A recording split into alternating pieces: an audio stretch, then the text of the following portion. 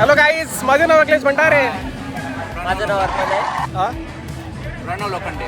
जयंती दरेकर. आणि आम्ही पोहोचलो आहे शेवट last second day of our fest food day.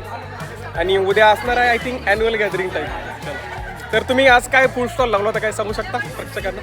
आम्ही दोन मेनू ठेवले होते. त्यामध्ये एक कस्टर्ड ठेवलं होतं आणि एक मोहितो. हां, कस्टर्डमध्ये आम्ही दोन व्हेरायटी ठेवल्या होत्या, एक स्ट्रॉबेरीवाला आणि एक मँगोवाला. स्ट्रॉबेरीवाला ओके. हा स्ट्रॉबेरी वाला काय म्हणले तुम्ही? कस्टर्ड. Strawberry custard. आणि तुम्ही तुमचं सगळं आय थिंक मटेरियल संपत आले ना? सगळं संपलं. फक्त आय थिंक स्ट्रॉबेरी वाला राहिला. मँगो वाला सगळ्या संपल्यात. पुडिंग थोडंसं उरलंय कारण की खूप एक्सेस मध्ये बनवलं. हा. आणि काहीच समर चालू झालेला आहे आणि उन्हाळा चालू झाल्यामुळं गरमीमुळं लोकांनी खूप थंड पेय पिलेले आहेत. आणि तुम्ही बनवलं कसं, प्रोसिजर काय होती, काय सांगू आम्ही शकता? मोहितोसाठी मेन म्हणजे त्याला थंड ठेवण्यासाठी बर्फ थंड मेंटेन केली. हिंदीमध्ये बोलला तरी चालेल.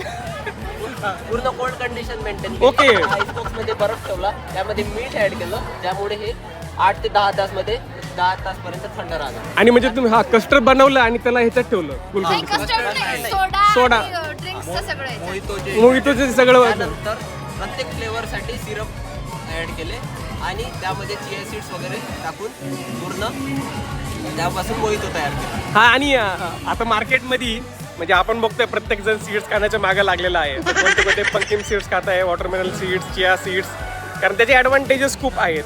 तर त्याच्यामुळं तुम्ही खूप चांगली इनिशिएटिव्ह घेतलंय. आणि मी लेट आल्यामुळं मी फक्त यांचा आय थिंक स्ट्रॉबेरीचा कस्टर्ड ट्राय केला. त्याची पण त्यांनी प्रोसिजर सांगितली होती. तर प्रोसिजर तुम्ही सांगू शकता का? कस्टर्ड पावडर जी आहे ती वेगळ्या वेगळ्या फ्लेवर्स मध्ये भेटते आपल्याला. आणि ते फ्लेवर मध्ये बेसिकली कॉर्नस्टार्च असतो. तर तुम्ही ते जेव्हा थंड दुधात ऍड करणार ते पूर्ण घट्ट होणार. आणि ते थंड दूध तापवलेल्या दुधात टाकलं की पूर्ण तुमचा बल्क मध्ये जो सिस्टम आहे तो थिक व्हायला सुरुवात होणार.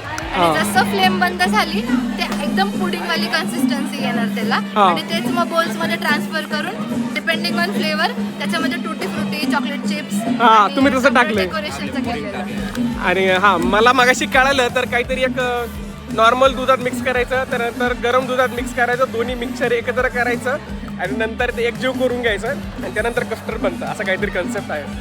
तर थँक्यू. तुमच्या स्टॉलचं नाव काय होतं? Sweet and splash. दाखवा, पोस्टर दाखवा जरा. तर खूप इनोव्हेटिव्ह असं बनवलेलं आहे. दिसतंय का? Sweet people deserves sweet things. Yes, बरोबर आहे. गोड माणसं डिझर्व करतात गोड गोष्टी, असं यांचा मोटो असा. आणि सायनिंग ऑफ म्हणा, सगळे थँक्यू म्हणा. Thank you. Signing off from first food stall.